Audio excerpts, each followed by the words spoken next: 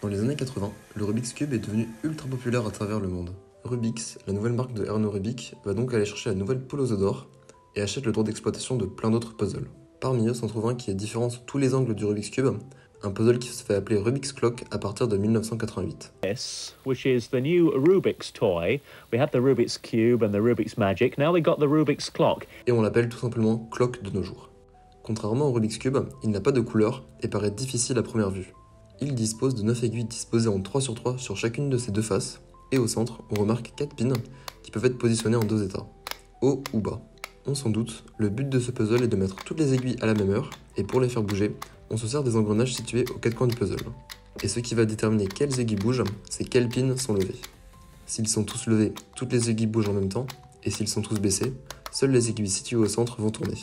Évidemment, il existe plein d'autres configurations d'état des pins, et le clock devient encore plus compliqué une fois qu'on se rend compte que les aiguilles de devant et de derrière tournent en même temps, mais pas de la même manière. Et pourtant, sous ces airs de cassette infaisables, il peut être résolu intuitivement après avoir appris une méthode très simple. Ce puzzle fera son entrée en compétition au championnat du monde de Toronto en 2003, où le premier record du monde à 38 secondes est établi par le premier champion du monde de cette catégorie.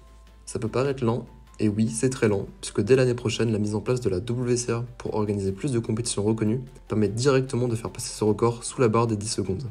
Il existe encore une grosse marge de progression, mais à l'époque c'est difficile de faire mieux, surtout à cause du seul clock qu'on peut utiliser, celui de la marque Rubix. Il n'en existe en fait aucun autre.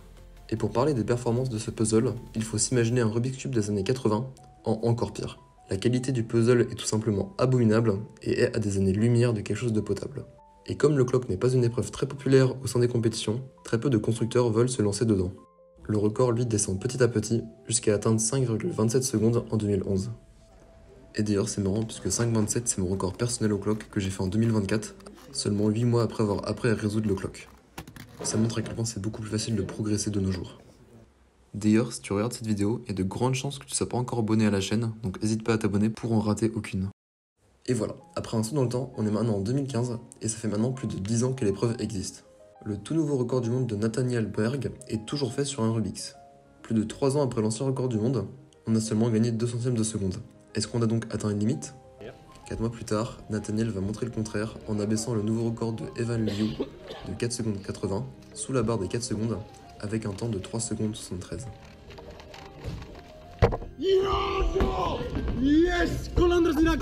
Une seconde complète d'amélioration. Et là, ce record va être difficile à aller chercher parce que le mélange de ce record était complètement abusé.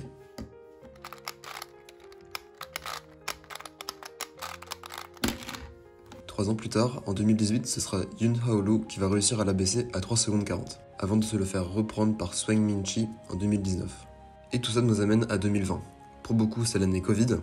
Vous avez fait plus de courses que d'habitude ou quoi? J'en sais rien, j'ai pris n'importe quoi. Mais c'est aussi une année bouleversante pour le clock.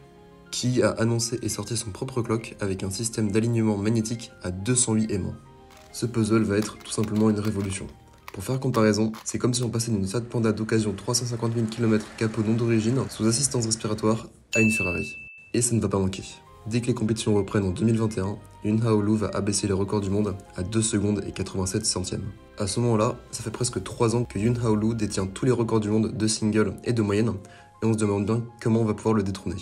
Et j'en ai pas du tout parlé jusqu'à maintenant, mais en fait presque tous les records du monde ont été battus avec une méthode simple et intuitive qu'on appelle flip, et qui oblige à retourner le clock pour finir la résolution. Et bien en mars 2023, ce sera l'une des dernières fois que cette méthode est utilisée pour battre un record du monde. La raison, c'est qu'en janvier 2023, Tommy Cherry publie sur YouTube un guide de résolution avec une toute nouvelle méthode qu'on appelle SetSimul. Sur un clock, selon la configuration des pins, il est possible de tourner 2 engrenages en même temps, ce qui permet donc de faire 2 mouvements à la fois. Et si l'on suit la théorie, tout mélange de clock peut être résolu optimalement en 7 mouvements simultanés ou moins.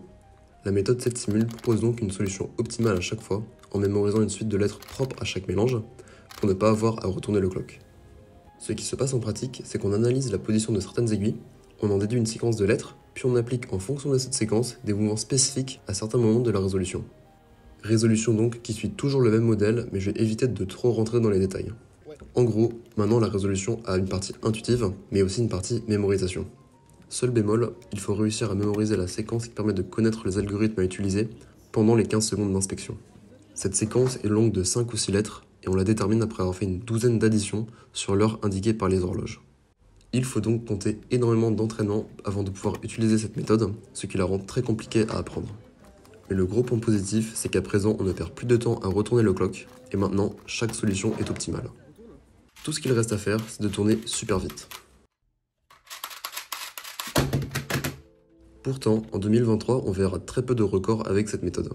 C'est normal, elle vient de sortir et très peu de monde a eu suffisamment de temps pour s'entraîner dessus. Par contre, en 2024, ce sera la fête au record. De plus, cette année, il y a une toute nouvelle règle. On peut modifier l'état des pins pendant l'inspection. Déjà, c'est super parce que ça fait gagner quelques fractions de secondes au début de la résolution, mais ce qu'il y a de mieux, c'est que ça aide énormément les organisateurs pour tenir plus de rounds de clock. En fait, jusqu'à maintenant, il était très dur de savoir si les pins avaient bougé pendant le transit de puzzle vers le compétiteur, et cela faisait prendre beaucoup de retard à la compétition, ce qui rendait frileux les organisateurs à tenir un round de clock pendant leur compétition. Avec l'implémentation de cette nouvelle règle, le nombre de compétitions accueillant du clock explosa à travers le monde. Sur ce graphique, on a le nombre total de résolutions réalisées chaque année en compétition WCA. Il n'y a absolument rien à voir entre le avant et le après Covid, grâce à la nouvelle réglementation et au Key Clock. Et pour montrer que c'est pas juste dû au fait qu'il y ait beaucoup plus de compétition, j'ai fait le même graphique avec le 3-3 pour comparer. On voit là aussi une augmentation, mais c'est beaucoup plus modéré comparé au clock. Si en 2023, seul Tommy Cherry avait pris le record du monde en 7 simules, cette année, les records vont pleuvoir. Dès le 6 janvier, Neil Gour prend le single pour la dernière fois avec la méthode historique. Après ça, d'avril à août, le record va être battu pas moins de 7 fois par 5 personnes différentes. 2,40, 2,38, 2,31, 2,29, 2,25 et 2,15. J'en profite pour faire une grosse mention à Eric Kasperek, qui le 20 avril 2024 va battre 3 fois l'ancien record du monde single dans la même moyenne de 5. Le nouveau record du monde de moyenne est donc plus rapide que l'ancien single, ce qui est du jamais vu en speedcubing.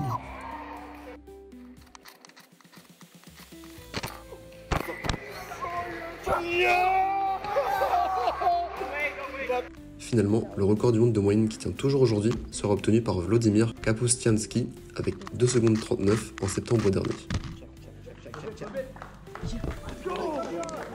Celui du single est actuellement à 1 seconde 97 centièmes, obtenu par Brendan Dunagan, qui signe avec ça son tout premier record du monde.